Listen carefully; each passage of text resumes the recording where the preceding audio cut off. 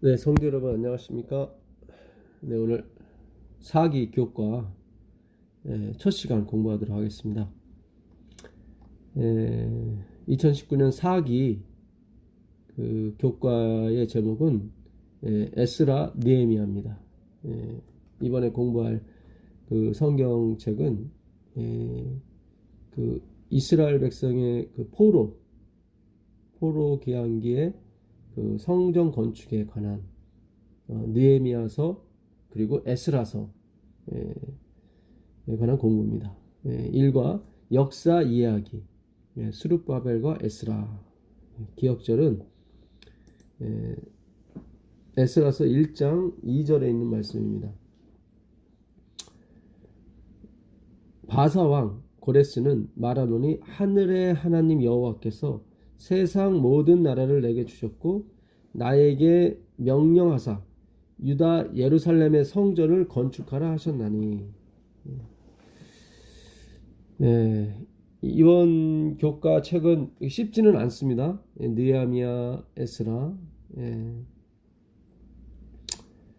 그 이스라엘 백성이 바벨론에 70년간 그 유배를 가게 됩니다. 그때 지도자들, 영적 지도자들 느헤미야, 에스라입니다. 에스라는 학자였죠. 그래서 그 에스라가 쓴 책이 에스라서 말고도 역대상하가 있습니다. 역대상하가 에스라가 쓴 책이었습니다. 그래서 역대상하는 그 이스라엘 역사가 없고 유대 역사만 있습니다. 유대왕 그 다윗부터 시드기야까지 22명의 왕들의 역사책을 기술을 했었죠. 에스라가 쓴 그 역대상하와 더불어서 세 권의 책을 썼습니다. 학사였습니다. 그는 성경 연구가였고, 스룹바벨은 이제 지도자였죠. 에스라하고는 좀 이렇게 거리가 좀 있습니다. 시간적인 거리가. 스룹바벨은 BC 520년 다리오 왕 때 사람이고, 에스라는 아닥사스다 느헤미야서 457년. 그러니까 520년 427년 하면 거의 뭐 70년 차이가 나죠. 이번 주 교과에 70년이 많이 나옵니다. 다니엘이 그 예레미야서 29장 10절에 70년이 차기까지 너희가 바벨론의 포로가 될 것인데 70년이 차면 내가 너희를 구원해 줄 것이다 라는 걸 깨닫게 되죠. 다니엘서 9장 2절에 있는 말씀, 3절에 있는 말씀이었습니다. 다니엘은 이사야를 깨달은 사람이거든요. 이사야서를 깨달았는데 에레미야서는 늦게 깨달았죠. 그러니까 그가 다니엘서 9장 때 그의 나이가 85세인가 그 정도 됐습니다. 그러니까 우리가 똑똑해서 하나님의 말씀을 깨닫는 것이 아닙니다. 때가 돼서 하나님의 말씀을 깨닫게 해주시는 것을 우리가 다시 한번 또 알게 되는 거죠. 그 바사왕 고레스는 에스라서 1장에 있는 말씀인데 고레스는 이제 태양이라는 뜻입니다. 보호자라는 뜻도 있고요. 태양이라는 뜻이 있습니다.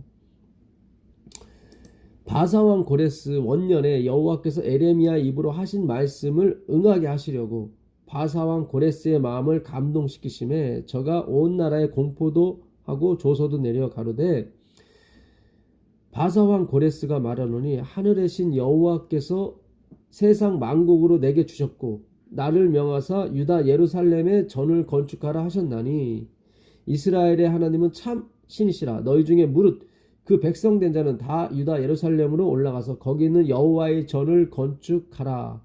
너희 하나님이 함께 하시기를 원하노라. 그러니까 고레스는 유다 사람이 아닙니다.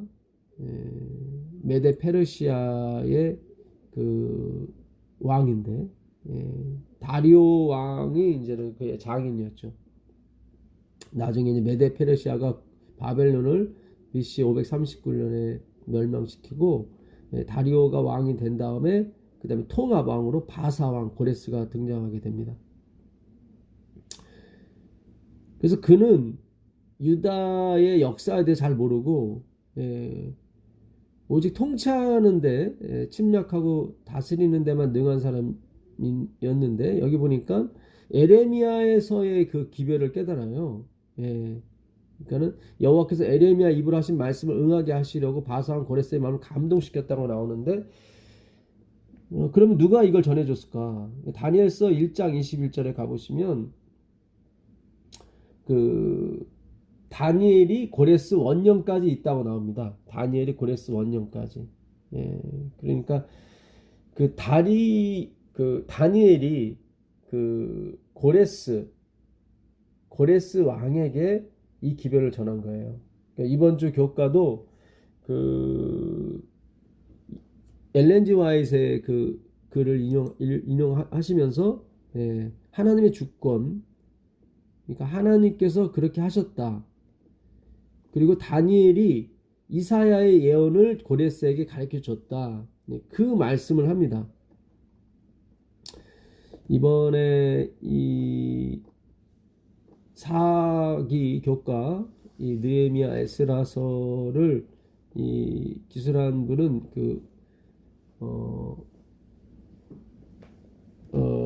대학 교수십니다. 구약학 교수인데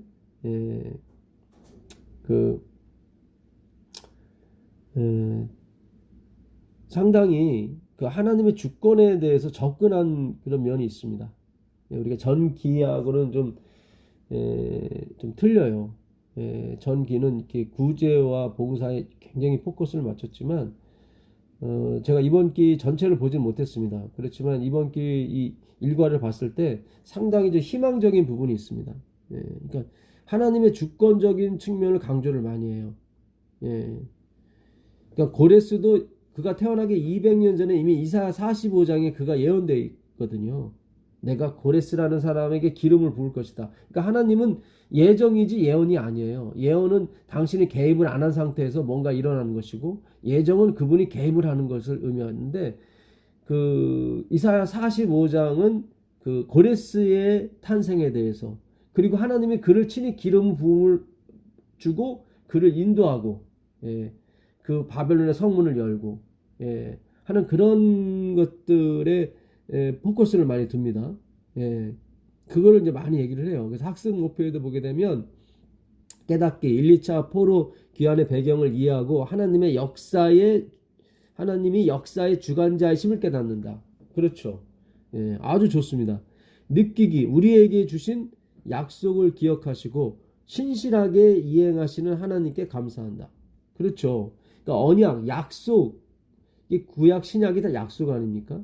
하나님께서 우리가 아직 죄인 되었을 때, 연약할 때 주신 약속이에요. 심지어 원수 되었을 때. 그러니까 우리가 이 약속에 개입한 적이 없어요. 우리는 연약하고 우리는 죄인이었고 우리는 원수까지 됐었거든요. 그러니까 처음부터 하나님이 시작하셨고 하나님이 진행하시고 하나님의 열심으로 결말을 내시는 거예요. 그래서 우리에게 주신 약속을 기억하시고 신실하게 이행하시는, 하나님은 성실이 아니라 신실이라고 말씀드렸죠. 성실은 하기 싫은데도 하는 걸 성실이라고 그러고, 신실은 하고 싶어서 하는 걸 신실이라고 합니다. 그래서 우리 사람에게는 신실이 안 붙고 성실이 붙죠. 저 사람은 교회 오기 싫은데도 열심히 교회 오는구나. 뭐 그런 식이죠. 사람은 성실한 것이. 그렇지만 하나님은 신실하신 것입니다. 안식일날 결론에도 보시면 하나님은 약속을 기억하시고 반드시 이행하는 신실한 분이십니다. 그분은 역사에 개입하셔서, 그렇죠.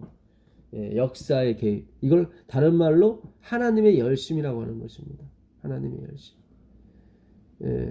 그 히스기야에게도 하나님께서 그 열심, 하나님의 열심히 이를 이루실 것이라고 열왕기하 19장에 말씀하시죠. 결국 아수르 군대 18만 5천 명을 그날 밤에 다 잠재우십니다. 하나님께서 하는 것은 불의가 없습니다. 왜냐하면 그분이 주인이기 때문에, 그분이 만드셨기 때문에 그분에게는 불의가 없습니다. 만약에 18만 5천 명을 우리가 사람이 죽였다면 그건 죄죠. 근데 하나님이 멸망시키는 것은 죄가 아닙니다. 왜냐하면 그분이 창조자이기 때문에. 그분은 역사에 개입하셔서 바벨론으로 끌려간 이스라엘 자손을 그들의 고국으로 귀환시키셨고, 그렇죠. 주체가 귀환시키는 주체가 누구예요? 하나님 여호와예요. 그 과정에서 귀환한 자들을 이끌 충실한 종들을 준비시키셨으며 그것이 느헤미야 에스라였던 것입니다. 예. 그러니까 이번 주 교과 그 저자분 갑자기 대학 이름이 생각이 안 나는데요. 그 구약학 교수인데 그 하여튼 그 하나님의 주권, 하나님의 개입, 예정이란 말은 없어요 여기에. 그렇지만 그 하나님의 섭리, 하나님의 계획, 그 하나님의 언약이라고죠. 태초에 그 말씀이 계신다. 그거를 하나님의 열심으로 이뤄가시는 모습을 잘 묘사하시는 것 같아요. 그래서 굉장히 좋습니다. 분명히 이 재림교회 안에도 이렇게 하나님의 개입과 작정에 대해서 이 생각하고 연구하신 분이 계셔요. 그래서 희망이 있는 것입니다. 사실은. 충실한 종들을 준비시켰으며 이방의 왕들의 마음을 감동시키셔서 그들로 하여금 유다 국가의 재건을 돕게 하셨습니다. 선지자왕 557페이지입니다. 아니 이거는 그 지금 읽어드린 것은 저자분께서 얘기하신 것이고 선지자왕 557페이지 일요일에 보게 되면 화이트 부인이 그것에 또 합창을 합니다. 제가 이번 주 교과를 봤을 때 그 율법이 또 나오긴 나옵니다. 그러나 그걸 저자분께서 어떻게 다루시는지는 정확히는 모르겠어요. 앞으로 더 이제는 좀 지켜봐야 될 것 같습니다. 우리가 뭐 이런 표현이 좀 교만하다고 느낄 수도 있어요. 근데 제가 드리는 말씀은 내가 똑똑하다 그런 측면이 아닙니다. 네가 뭔데 대학 교수가 쓴 거를 뭐 옳다 그리다 할 수 있느냐. 이거는 하나님의 우리는 다 사람 도구일 뿐이지 하나님께서 원하시는 그 뜻이 무엇인가를 우리가 이렇게 볼 줄 아셔야 돼요. 이거는 많이 배운다고 대학 교수라고 박사라고 그래서 아는 게 아니에요. 하나님이 미련한 것들을 택하사 지혜롭다 하는 자들을 부끄럽게 하신다고 고린도서 1장 27절에 말씀하셨습니다. 그래야만 하나님의 영광이 드러나기 때문에 그런 것입니다. 그래서 그 하나님께서 원하시는 것이 무엇인지를 우리가 성령 연구를 통해서 깨닫게 되면 아무리 박사님이 얘기하는 것이라도 이것이 제대로 가고 있는지 아닌지를 알 수가 있습니다. 하나님은 예레미야를 통해 주신 약속을 기억하셨고 때가 되자 고레스 왕을 감동시키셔서 이스라엘 자손이 예루살렘으로 돌아갈 수 있게 하셨다. 그렇죠? 이 사실이 고레스 대왕의 마음에 좋은 인상을 주도록 하셨다. 그러니까 하나님의 작정이죠. 하나님이 준비시키신 모든 것에 대해서 고레스가 그걸 받을 마음을 주셨다 이 말이죠. 그리고 이제 하나님께서 예루살렘에 있는 당신의 성전을 재건하게 하시려고 말씀하신 바로 그때에 하나님께서는 고레스로 하여금 다니엘이 잘 알고 있었던 자기 자신에 관한 예언들을 깨닫고 이게 이사야서에 있는 말씀입니다. 그러니까 다니엘은 이사야에 대해서 박식했던 거예요. 그러니까 BC 539년에 고레스가 칙령을 내려서 이스라엘 백성은 다 돌아가라 그랬거든요. 근데 그 원인이 뭐였냐면 다니엘서 1장 21절에 고레스 원년에도 다니엘이 있었다는 말씀이 있어요. 다니엘 10장이면 고레스 3년까지도 있어요. 계속 있어요. 그러니까 고레스가 갑자기 마음이 변해서 이런 것이 아니라 그 뒤에 하나님의 말씀 이사야 45장에 예언된 말씀을 전해준 사람이 있었다. 그게 누구였어요? 다니엘이었다는 거죠. 선지자왕 557페이지 보게 되면. 그래서 그 이사야서에 나오는 자기 자신에 관한 예언들을 깨닫고 그의 대리자로서 유다 백성에게 자유를 허락하도록 그를 감동시키셨다. 맞습니다. 아멘입니다. 그 이사야 45장을 가보시면 좀 확실하게 그 말씀이 나와 있죠. 이사야 45장을 가보도록 하겠습니다. 다시 한번 말씀드리지만 이번 주 교과에 예정이라는 말은 없습니다. 그러나 하나님의 개입이라든가 하나님의 준비 이런 단어들은 많이 나와 있어요. 그러니까 우리가 어떤 그 존 칼빈의 예정론이라든가 뭐 구원파의 예정론 거기에 우리가 너무 그러니까 하나님의 성경에 나와 있는 하나님의 작정하심을 공부해야 되는데 사람들이 풀어놓은 그런 칼빈이라든가 뭐 구원파라든가 이런 것을 이렇게 연구하는 바람에 이 하나님의 예정을 제대로 이해하지 못했던 거예요. 이 하나님의 예정은 하나님의 열심으로 이뤄가시는 거예요. 이게 굉장히 중요합니다. 태초에 말씀이 계셨는데 그 말씀을 어떻게 이뤄가시냐면 하나님의 열심. 그 하나님의 열심의 최고봉이 뭐냐면 십자가예요. 십자가예요. 제가 누누이 말씀드리지만 그냥 가만히 있어서 예정이 이루어지는 게 아니에요. 하나님이 그걸 말씀하시고 십자가는 뭡니까? 당신의 죽음을 통해서 우리를 다시 살리는 거, 다시 재창조하시는 거. 당신이 죽어야 되거든요. 그걸 예정하셨어요. 근데 그걸 하나님의 당신의 열심으로 예수께서 내려오셔서 하나님의 열심으로 그걸 이루어 가시더라고요. 그래서 찬양과 찬송이 그분에게만 돌아가는 거예요. 그래서 이 하나님의 예정은 찬양과 찬송이 그분에게만 돌리는 어떤 근거가 되기 위해서 하나님이 작정하시고 하신 말씀인 것입니다. 우리의 나태함과 뭐 예정됐으니까 마음대로 살아야지 그런 측면이 아니에요. 우리가 십자가에 못 박혀 죽었는데 우리는 nothingness예요. 우리는 흙이에요. 그냥 저주받은 흙. 흙이 뭘 압니까? 노부터도 못한 게 흙이에요. 우린 노부터도 아니고 우린 그냥 저주받은 흙이에요. nothing들이에요. 근데 하나님이 우리에게 지각을 주시고 우리를 보게 해주시고 우리를 이끌어 가시는 것이 하나님의 열심인 것입니다. 우리가 다시 한번 정말로 저도 호소를 합니다. 이 하나님의 예정에 대해서 공부를 하시게 되길 바라요. 이사야 45장 1절 나 여호와는 나의 기름 고레스의 오른손을 잡고 이 기름 부음 받은 이게 메시아라는 뜻입니다. 메시아. 우리의 태양이시고 우리의 하늘 보좌이신 누구 예수 그리스도를 가리키는 거죠. 그거에 표징으로 삼은 것이 고레스인 거예요. 고레스의 오른손을 잡고 열국으로 그 앞에 항복하게 하며 열왕의 허리를 풀며 성문을 그 앞에 열어서 닫지 못하게 하리라. 내가 고레스에게 이르기를 그러니까는 바벨론의 성문을 연 게 누구예요? 하나님이라는 거예요. 내가 내 앞서 가서 험한 곳을 평탄케 하며 논문을 쳐서 부수며 이거는 바벨론성을 하나님이 부셨다는 거예요. 쇠빗장을 꺾고 내게 흑암 중에 보아와 은밀한 곳에 숨은 재물을 주어서 너를 지명하여 부른 자가 나 여호와 이스라엘의 하나님인 줄 알게 하리라. 그러니까 이거는 우연히 일어난 게 아니라 내가 작정해서 논문을 쳐서 부수고 너의 길을 평탄케 하고 다 어디서 많이 들었던 얘기죠. 예수님 길을 평탄케 한 게 누구예요? 침례 요한이죠.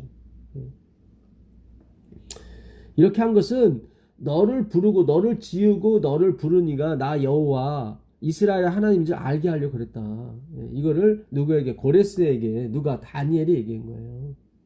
내가 나의 종 야곱 나의 택한 이스라엘을 위하여 너를 지명하여 불렀나니 너는 나를 알지 못하였을지라도 나는 내게 칭호를 주었노라. 이거 보세요. 너는 고레스야. 너는 나를 알지 못하지만 나는 너를 알아. 왜냐하면 내가 너를 지었기 때문에.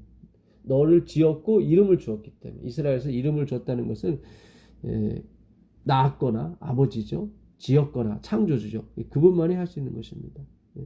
나는 여호와라. 나 외에 다른 이가 없나니 나밖에 신이 없느니라. 너는 나를 알지 못하였을지라도 나는 내 띠를 동일 것이요. 너는 나를 알지 못하지만 이 세상에 하나님을 알지 못하는 주권자들이 많아요. 그러나 하나님이 어떻게 해요? 그들에게 권세를 주시고 그들을 띠를 동해서 이끌어 가신다 이 말이에요. 그래서 하나님은 그 주권자에게 복종하는 것이 하나님께 복종한다고 생각하는 거예요. 4장 7절에 나는 빛도 짓고 어둠도 짓고 나는 평안도 짓고 환난도 창조하나니 이 환난이 라라는 히브리어인데 악이라는 표현입니다. 그래서 영어 성경은 에빌 악으로 정확히 번역을 했는데 한국어 성경만 어떻게 하나님이 악을 지었을까? 그래서 환란으로 번역한 것 같아요. 예. 그러니까 이거는 어떤 면은 신묘막측한 것입니다. 이제 엘렌 G 화이트도 하나님 악에 대해서, 악의 창시에 대해서 너무 이렇게 깊이 들어가지 말라고, 오묘한 거니까. 예. 다시 한번 말씀드리지만, 예, 하나님이 하시는 모든 것은 선입니다. 왜냐하면 그분이 창조주이기 때문에. 근데 그 악을 어떻게 이용하시냐면 다 뭐예요? 모든 것이 합력하여 선을 이루게 하시기 때문에 하나님은 의로우신 분인 거예요. 그러니까 이 악이라고 번역된 그 에비를 하나님의 백성, 그러니까 저희들이죠. 이 하나님의 유업을 이어받을 그들의 교육을 위해서 하나님이 뭐예요? 사용하시는 교보제인 거예요. 예. 악 자체가 목적이 아니라. 나는 여호와라 이 모든 일을 행하는 자니라 하였노라. 너 하늘이여 위에서부터 의로움을 비같이 돋게 할 것이다. 궁창이여 의를 부어 내릴지어다. 땅이여 열려서 구원을 내고 의도 함께 돋게 할지어다. 나 여호와가 이 일을 창조하였노라. 그러니까 우리가 아는 예. 성도들의 의 있죠. 그것도 하나님이 창조하신 거예요. 질그릇 조각 중 한 조각 같은 자가 자기를 지으신 자로 더불어 다툴진대 화 있을진저 진흙이 토기장에 대하여 너는 무엇을 만드느냐 할 수 있겠으며 너의 만든 것이 너를 가리켜 그는 손이 없다 할 수 있겠느냐. 이게 어디서 본 말씀이에요? 로마서 9장 21절에 있는 내용이죠. 예. 그 지음을 받을 물건이 지은 자에게 왜 나는 이렇게 지었습니까? 말할 수 있겠느냐? 없다는 거예요. 질그릇 조각 중 한 조각 같은 자가 자기를 지은 자와 더불어 다툴진데 왜 난 이렇게 만들었습니까? 말할 수 없다는 거죠. 하나님의 주권에 대해서 지금 계속 성경은 얘기하는 거예요. 예. 그래서 긍휼의 그릇, 진노의 그릇이 나오는 거죠. 그래서 진노의 그릇에게는 하나님이 오래 참으신대요. 관용한대요. 그러나 그들이 돌아오지 않아요. 그들은 그걸 원치 않기 때문에. 하늘 새로운 예루살렘 성문을 열어줘도 그들이 들어오질 않아요. 그들은 원치 않아요. 그들이 원하는 대로 해주는 거예요. 하나님께서. 그 뭐예요? 긍휼을 잇기로 작정된 그 질그릇이라고 얘기하면서 그 질그릇은 누구라고 얘기해요? 너희다. 우리라고 얘기하는 거예요. 바울이 우리다. 그러니까 하나님이 우리에게 뭔가 가르쳐주기 위해서 그게 뭐예요? 은혜죠. 은혜. 예. 이번 주 교과도 율법이라는 게 나오는데 율법이 왜 존재합니까? 성전이죠. 지금 이번 주 교과의 그런 주제 느헤미야서 에스라는 다 성전 건축, 성전 재건을 위해서 지금 쓰여진 책입니다. 왜 성전 재건이 중요하느냐? BC 586년에 이스라엘 성전이 그러니까는 그 아름답던 솔로몬 성전이 다 부서졌어요. 그리고 하나님은 70년 만에 너희들이 돌아올 거라고 그랬어요. 회복시켜 줄 거라고. 근데 그 586년부터 70년, 516년이 바로 스가랴 7장에 나오는 그 다리오 왕 제4년입니다. 516년이에요. 그때 성전이 재건함을 입어요. 그걸 스룹바벨 성전이라고 해요. 스룹바벨 성전.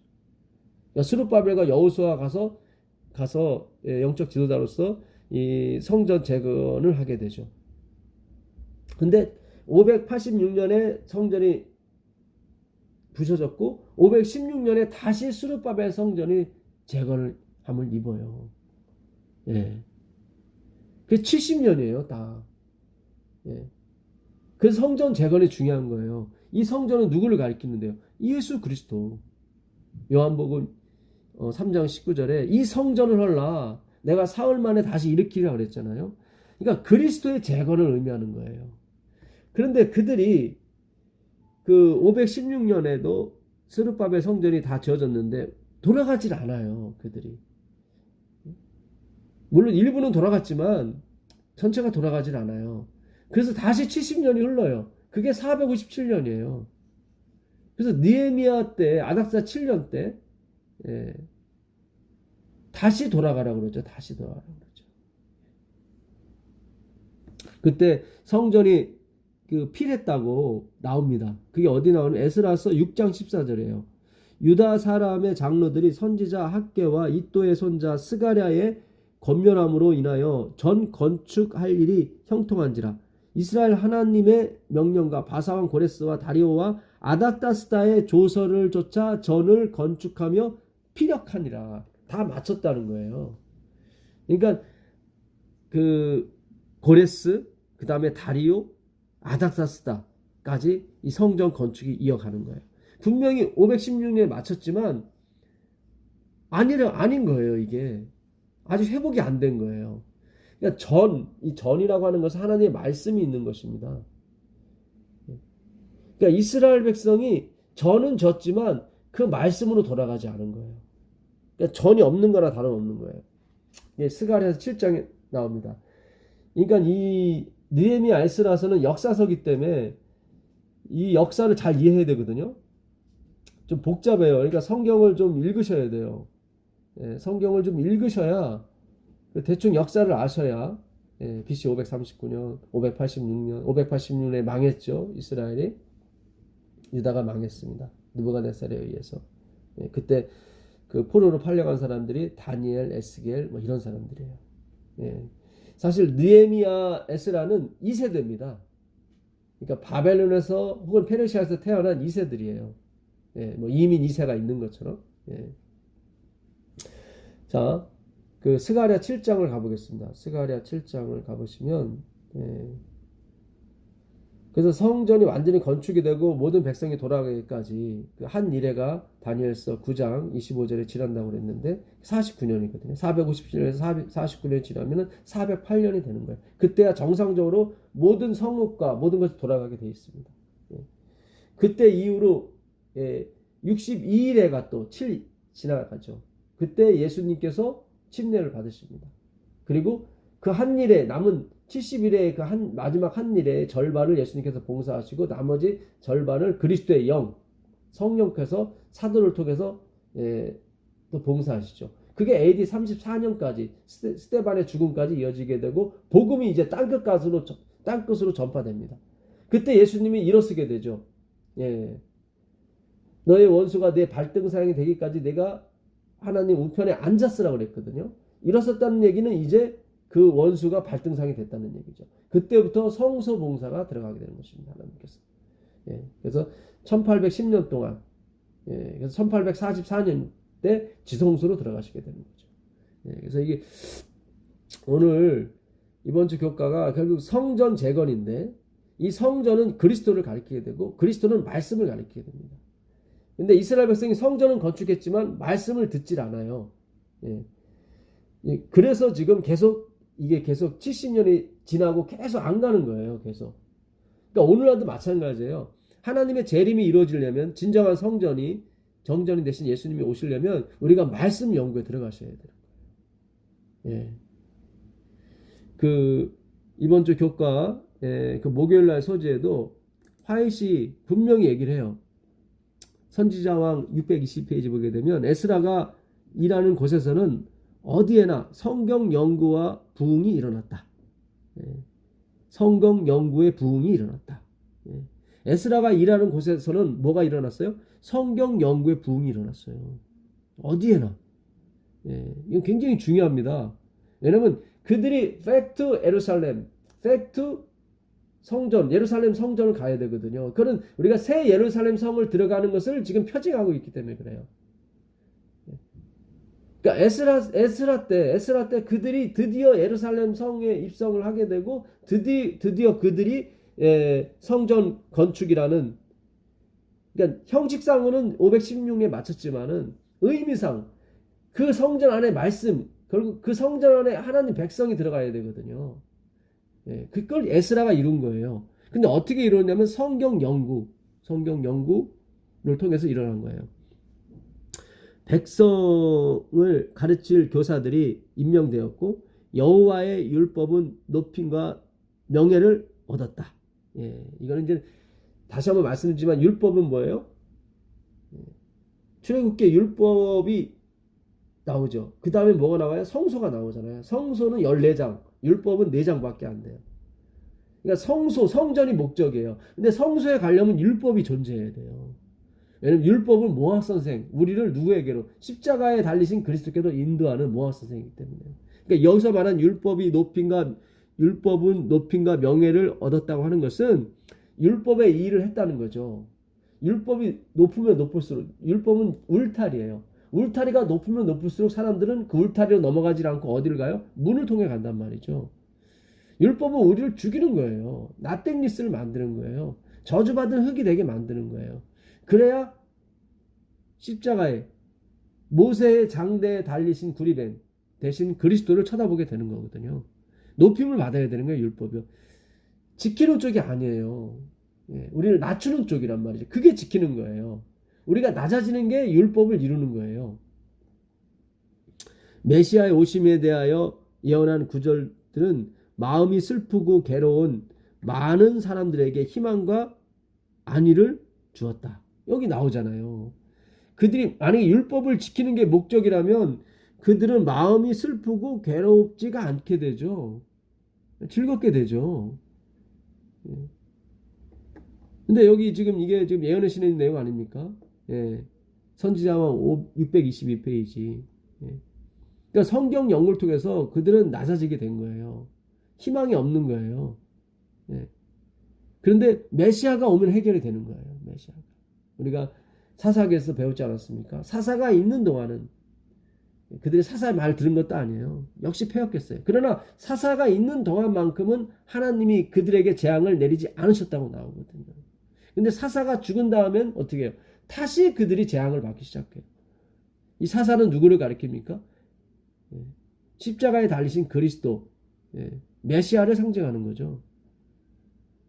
그들의 율법이 높아짐에 따라서 그들의 마음은 어떻게 해요? 오라 나는 공고한 사람이나 됐단 말이죠. 그러면서 메시아의 오심에 대해 예언한 구절들은 마음이 슬프고 괴로운 많은 사람들에게 희망과 안위를 주었다. 지금 우리가 전하는 기별인 거예요. 이게 14만 4천인이 큰 환란에서 나오는 자리인데 그 환란 드로포스라고 그랬죠. 압박. 열매를 맺고자 하는 그 압박이죠. 수고하고 무거운 짐 포르테라고 그랬죠. 그거는 페루에서 온 말인데 이건 열매를 맺다 해서 온 말이에요. 그러니까 열매를 맺기 위해서 수고하고 무거운 짐을 진 자들, 그 프레스된, 드로포스된 큰 환란을 입은 사람들, 그 사람들이 누구예요? 그리스도의 보혈, 십자가 밑에서 그들이 쉼을 얻는 거예요. 그게 요한계시록 7장 14절에 나온 말이에요. 하나님의 백성 14만 4천인 그들은 큰 환란에서 나온 자들인데 자기들의 옷을 어린 양의 보혈로 씻은 자들이다. 그렇게 되는 거예요. 자, 스가랴 7장을 한번 보도록 하겠습니다. 스가랴 7장 1절 보시면 다리오 왕 4년 9월 곧 기슬레월 4일에 여호와의 말씀이 스가랴에게 임하니라. 여기 다리오 왕 4년이면 516년. 아까 말씀드린 대로 다리오 왕이 520년에 성전 재건을 다시 명령하거든요. 그래서 4년 만에 516년에 그들이 스룹바벨 성전을 완공합니다. 그 5절 보겠습니다. 5절 보시면 온 땅의 백성과 제사장들에게 이르라. 너희가 70년 동안 5월과 7월에 금식하고 애통하였거니와 그 금식이 나를 위하여 한 것이냐. 그러니까 너희가 70년 동안 절기를 지킨 거예요. 금식을 한 거예요. 7월이라고 하게 되면은 대속절이 있는 해죠. 달입니다. 그러니까 70년 동안 너희가 했다. 그러나 성전이 재건되지 않았죠. 진정한 말씀으로 오시는 그리스도죠. 근데 성전이 재건됐어요. 재건됐는데 12절 보겠습니다. 12절 보시면 그 마음을 금강석 갖게 하여 율법과 만군의 여호와가 신으로 이전 선지자들을 빙자하여 전한 말을 듣지 아니하므로 큰 노가 나 만군의 여호와께로서 나왔도다. 그들이 성전은 건축했지만 하나님의 말씀, 예수 그리스도죠. 그분을 받지 않는 거예요. 금강서 같은 마음, 그러니까 차돌 같은 마음이 된 거예요. 이걸 깨닫지 못하는 거예요. 다 행위로 가는 거예요. 뭐 7월과 5월에 지키는 이런 6월절 무슨 뭐 77절 이런 절기에만 매달렸지 그 절기가 표상하고 있는 그리스도로 가지 못했다. 오늘은 똑같은 거예요. 예수님께로 가야 되는데 예수님께로 가지 못하고 구제와 봉사 여기에 다 머무는 거예요. 그러니까 성전이 아무리 지었어도 소용이 없는 거예요. 성전을 지었어도. 하나님께서 성전을 왜 두셨습니까? 그 열왕기상 11장 36절 한번 가보겠습니다. 하나님께서 성전을 지신 이유는 그 말씀, 그 이름을 두기 위해서 그렇게 하셨다고 나와요. 11장 36절 보겠습니다. 그 아들에게는 내가 한 지파를 주어서 내가 내 이름을 두고자 하여 택한 성 예루살렘에서 내 종 다윗에게 한 등불이 항상 내 앞에 있게 하리라. 이 등불은 뭡니까? 말씀이죠. 말씀. 그러니까 내가 예루살렘 성을 택해서 내 이름을 두고자 원했다. 예루살렘 성에는 성전이 있고 성전 안에는 뭐가 있습니까? 법궤가 있잖아요. 법궤. 언약궤라고 그러죠. 요한계시록 11장에 보게 되면 그 언약궤 일곱 번째 마지막 나팔이 울려 퍼질 때 성전이 열리고 성전 안에 있는 언약궤가 보이는 거예요. 그 언약궤가 하고 같은 사람들이 그 성전 안으로 들어가는 거예요. 그러니까 하나님의 율법이 다 이루어져야 되는 거예요. 그래서 안식일이 마지막에는 굉장히 중요한 역할 도구를 하는 것입니다. 그 지성소에 있는 율법과 그 말씀이 된 이 백성들이죠. 그 요한계시록 19장 가보시면 그 혼인잔치에 청함을 받은 사람들이 말씀이라고 나와요. 요한계시록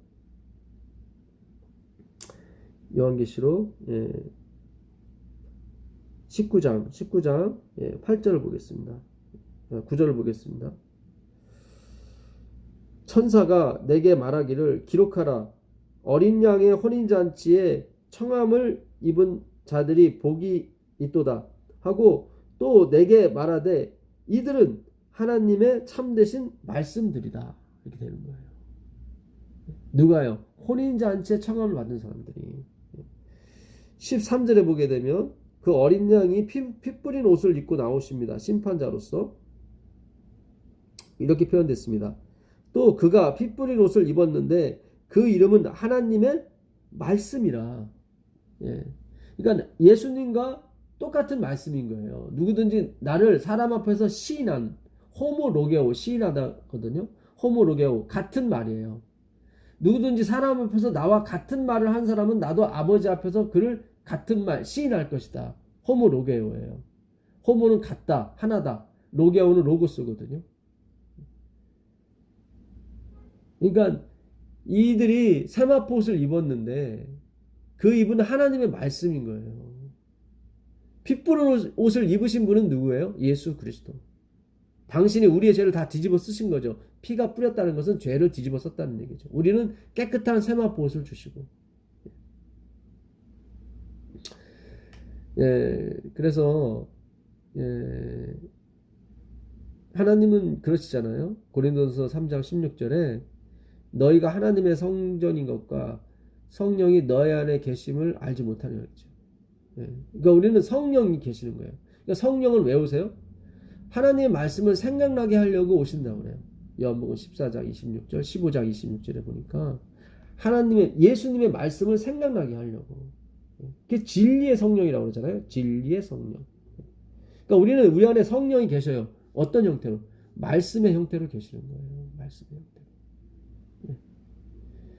그래서 이 재림 운동은 말씀 연구 운동인 것입니다. 근데 주권이 누구에게 있는 거예요? 하나님께 있는 거예요. 말씀의 그 핵심이 그거예요. 내가 고레스 너를 내가 세웠다. 내가 지었다. 그러니까 내가 너를 인도할 것이다. 그것이 오늘 성전 건축을 통해서 하나님이 하시고자 하시는 말씀인 것입니다. 예, 그러니까 다른 어떤 인본주의적인 말, 똑같은 성경이 있잖아요. 모든 교단들이 있는 것처럼. 예. 근데 그 말씀이 하나님의 주권에 관한, 예수님에 관한 말씀이 돼야 돼요. 그렇지 않으면 말씀이 있는 게 아니에요. 성전이 성전인 게 아닌 거예요. 그러니까 오늘 우리가 진정한 이 예루살렘 성전을 우리 마음에 건축을 해야 되는 것입니다. 예. 그 요한이 그 하늘나라에 가보니까 성전이 없어요. 요한계시록 그 21장 22절로 가보겠습니다. 22절 보시면 성 안에 성전을 내가 보지 못하였으니 이는 주 하나님 곧 전능하신 이와 및 어린 양이 그 성전이 되십니다. 그러니까 하나님이 성전이 되시는 거예요. 근데 그 하나님은 뭐예요? 말씀이잖아요. 그 성은 해와 달의 비침이 쓸데없으니 이는 하나님이 영광이 비치고 어린 양이 그 등불이 되십니다. 아까 내가 다윗에게 예루살렘에게 내 이름을 둔다고 하시면서 그 다윗에게 내 등불이 항상 있게 할 것이라고 그랬거든요. 그 말씀이거든요. 그래서 우리가 곧 말씀은 예수 그리스도입니다. 그러니까 우리가 예수님을 영접한다고 하는 것은 그 말씀을 받아들이는 것이고, 그 말씀을 어떻게 받아들이냐면 공부를 통해서 받아들이게 되는 것입니다. 그래서 느헤미야 이 에스라서는 우리가 좀 어려운 책이지만 그 주제는 하나, 역시 성전 대신 그리스도예요. 성전 대신 그리스도. 그 느헤미야서의 그 마지막 장 13장을 보시면 13장 12절 이에 온 유다가 곡식과 새 포도주와 기름의 11조를 가져다가 곡간에 드림으로 내가 제사장 셀레네와 서기관 사독과 레위 사람 부다야로 고지기를 삼고, 이거는 책임자를 삼았다는 얘기죠. matthe냐 손자 삭굴의 아들 하난으로 버금을 삼았나니, 이거는 조수를 삼았다는 거예요. 버금은 이는 저희가 충직한 자로 인정됨이라.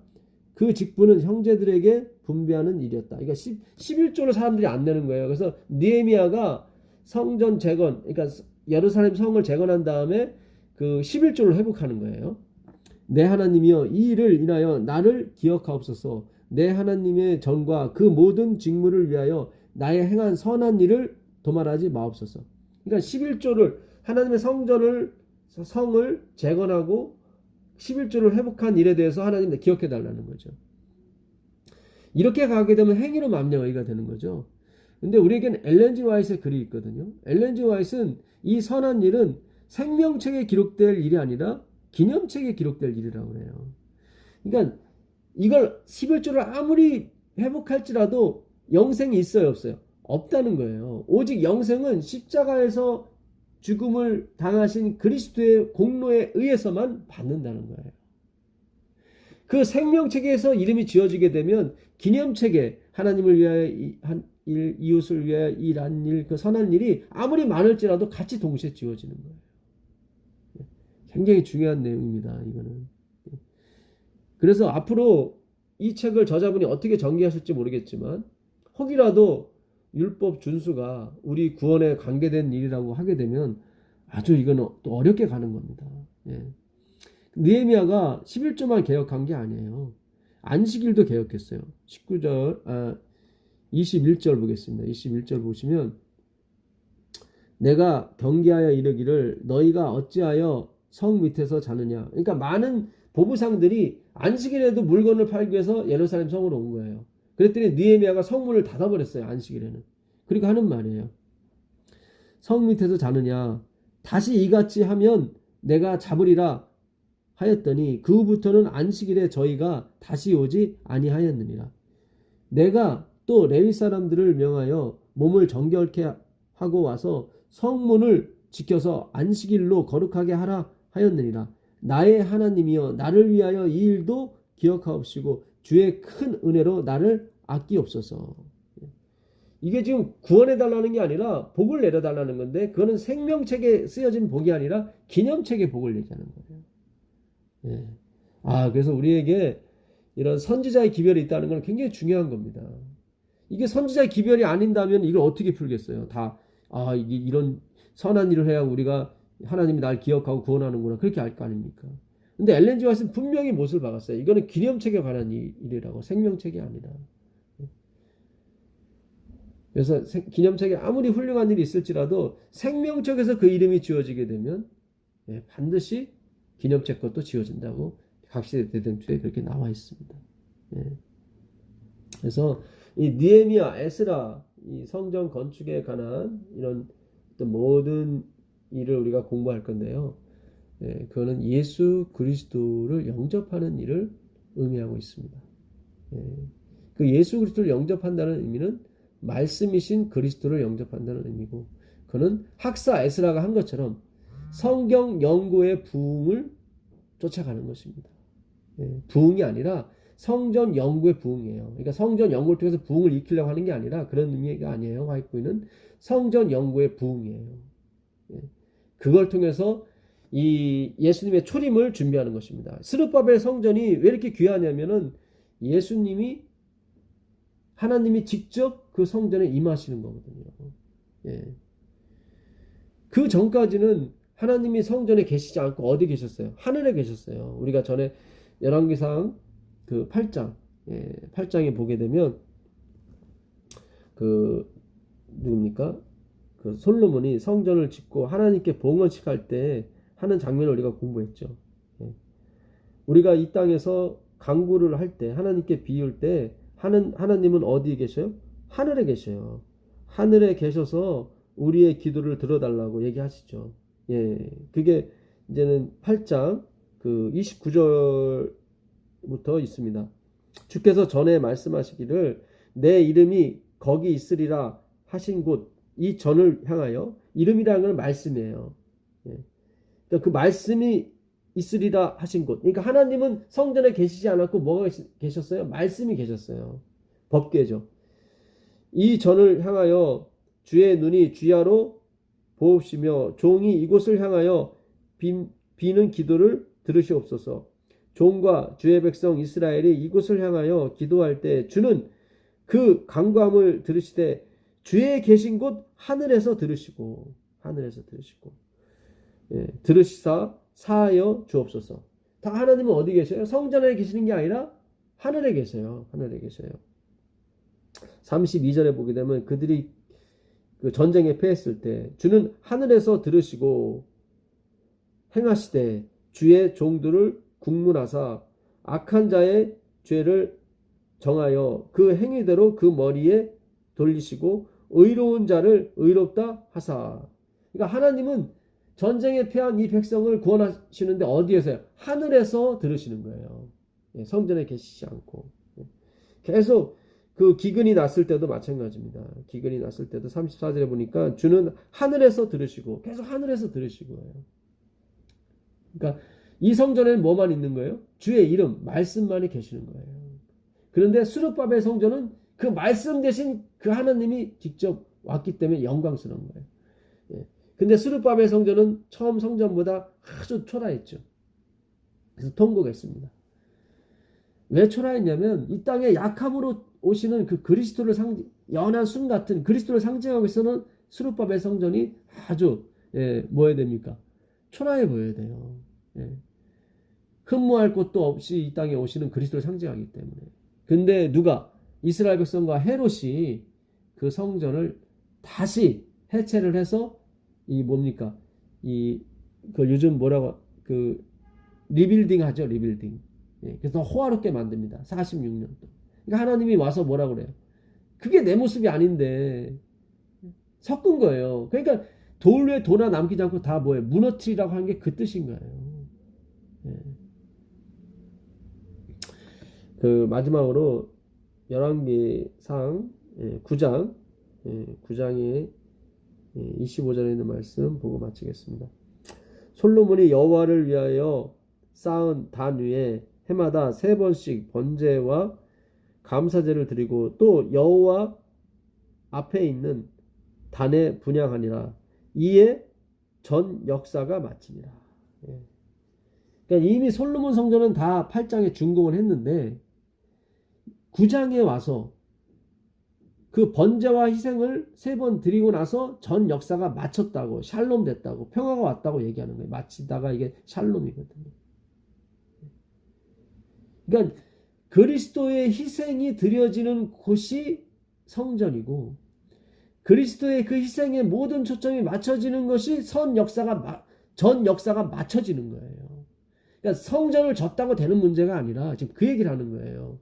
아무리 훌륭한 성전을 지었을지라도 거기 희생제사 3번, 아버지 하나님, 아들 하나님, 성령 하나님, 그 3분의 노고와 그 희생, 그분의 열심이 존재하지 않는 한 그건 성전이 아닌 거예요.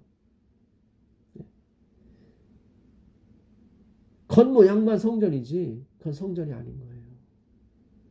그러니까 예수님께서 사마리아 우물가 여인에게 예루살렘에서도 말고 이곳에서도, 이 산에서도 말고 예배할 때가 오는데 바로 이때다, 지금이다. 예, 지금이다. 하나님은 그 사람들을 찾으신다고 하시는 거예요. 오늘 우리가 재림 성도로서 우리가 어떻게 이 재림 사업, 이 마지막 성전을 지어갈 것인가. 그는 그리스도의 희생에, 그 3번의 희생이죠.